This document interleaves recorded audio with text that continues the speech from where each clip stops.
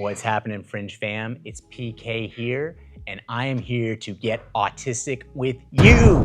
We're gonna be talking about felt load on the Mammoth Belt Squat today. So the reason that I let in so aggressively is that this is something that people overthink. And if you are a person who overthinks things, I am here for you, baby, because I also overthink things. Okay, so first of all, let's talk about what is felt load as regards a belt squat. Felt load is what percentage of what you load up here on the weight horns is felt here on your hips. So let's take a belt squat out of the picture and let's imagine that you are doing a barbell squat. If you load 45 pounds on each side of the bar, then you're gonna have 135 pounds, which is 45 plus 45 plus 45 for the bar, on your back. So felt load is gonna be essentially 100% because there's nothing that is gonna moderate gravity on that load. However, let's go away from the back squat and let's talk right now about the belt squat. So the belt squat is fundamentally a lever that comes off of the upright of your squat rack or the wall mount or something like that. And because of that lever action, the lever is taking away some of the effect of gravity on what you are feeling as far as the load on your hips.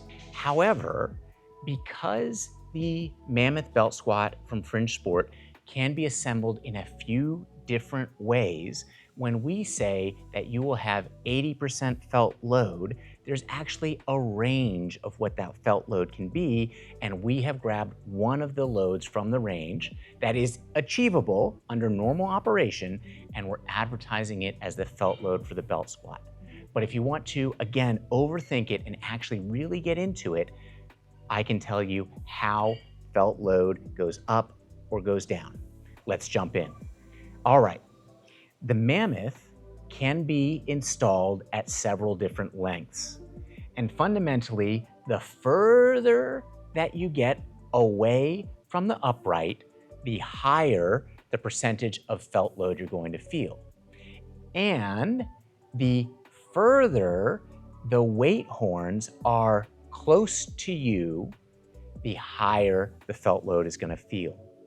However, a couple of things that limit this is number one, the length of the belt squat. If you don't have enough space in your area to make it at its longest length, then you're not going to feel the highest felt load.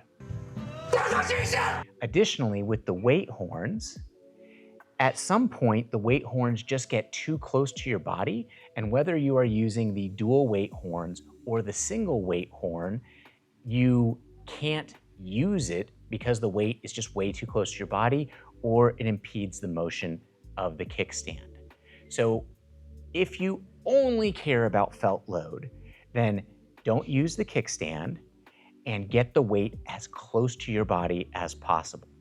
However, if you want the belt squat to have maximum functionality, use that kickstand and install either the single or dual weight horns just far enough back so that you can comfortably use the kickstand and your knees are not impacting the actual weights that you're using. Now, if you say, well, I can't load enough weight on there. So right now I've got bumper plates on here. If you need to load more weight, go away from bumper plates and use an iron or steel plate that is denser and thinner that allows you to load more weight up on here, and then you're gonna be awesome. We have world champion powerlifters who use the Mammoth Belt Squat, and they are putting up huge numbers. And believe me, they're worried less about the felt load, and they're more worried about the training effect that they get. So while I'm totally here for you to obsess over felt load, you should think a lot about the training effect that you're getting. All right, now let's dive in even further. So I want to show you that we've got this Mammoth Belt Squat installed on our Dane 2, which is a 3x3 rack. So We have a kickstand installed here as well, and you'll note that the kickstand is installed through the final normal bolt hole. There is a method to install the kickstand even further back, but we've got it installed at the furthest bolt hole that is normal here.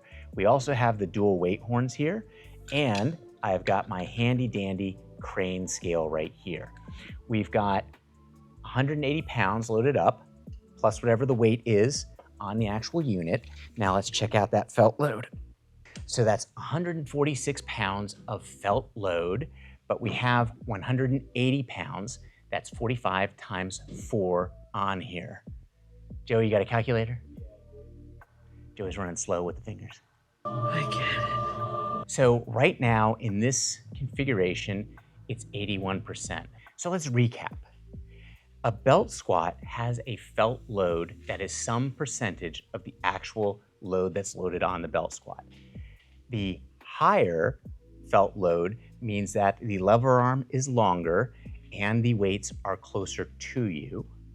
However, you should focus more on the training effect rather than the actual percentage of felt load, and you're gonna be a lot happier. That said, if you wanna nerd out on this stuff, I am absolutely here to nerd out with you. And if you've watched this long, I think that you're gonna be really happy with the Mammoth Belt Squat and go lift something heavy today.